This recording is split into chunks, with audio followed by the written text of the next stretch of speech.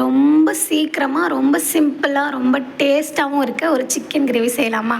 இதை நானே கண்டுபிடிச்சேன்னு கூட சொல்லலாம். ஏன்னா வெங்காயத்தை தவிர மீதி எல்லாத்தையும் வந்து பார்த்திங்கன்னா மிக்சியில் போட்டுக்கிட்டேன். தக்காளி, மிளகாத்தூள், மல்லித்தூள், இஞ்சி, பூண்டு, சீரகம், அப்புறம் வந்து பட்டை, பிரியாணி இலை, கிராம்பு, பிரியாணி பூ, இது எல்லாமே நான் வந்து மிக்சியில் போட்டு அரைச்சிக்கிட்டேன். அழகாக வானல் வச்சு வெறும் வெங்காயத்தை மட்டும் நல்லா இந்த மாதிரி பொன்னிறமாக வறுத்துட்டு உடனே வந்து பார்த்திங்கன்னா நம்ம அரைச்சி வச்சுருக்க அந்த சீக்ரெட் மசாலா இது தான்.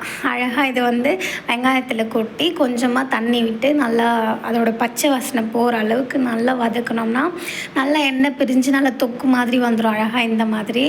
அப்புறம் வந்து பார்த்திங்கன்னா நான் 1 kg சிக்கன் வச்சுருக்கேன். அந்த சிக்கன் எல்லாத்தையுமே இதில் எடுத்து போட்டு நல்லா பரட்டி விட்டு அது குக் ஆகிறதுக்கு தேவையான அளவுக்கு தண்ணி விட்டுக்கலாம். அப்போ தான் வந்து அது வேகும், இல்லைன்னா அடி பிடிச்சிக்கிட்டே இருக்கும். ஸோ அதனால் தேவையான அளவு தண்ணி விட்டு அப்புறம் மூடி வச்சுட்டு கொஞ்சம் அடிக்கடி எடுத்து கிளறி விட்டுக்கிட்டே இருக்கணும், இல்லைன்னா அடி பிடிச்சிடும். ஒரே ஒரு மசாலா மட்டும் மிக்சியில் போடல, சிக்கன் மேலே தூவிக்கலாம் அப்படின்னு சொல்லிட்டு சிக்கன் மசாலா மட்டும் மீதி வச்சுருந்தேன்.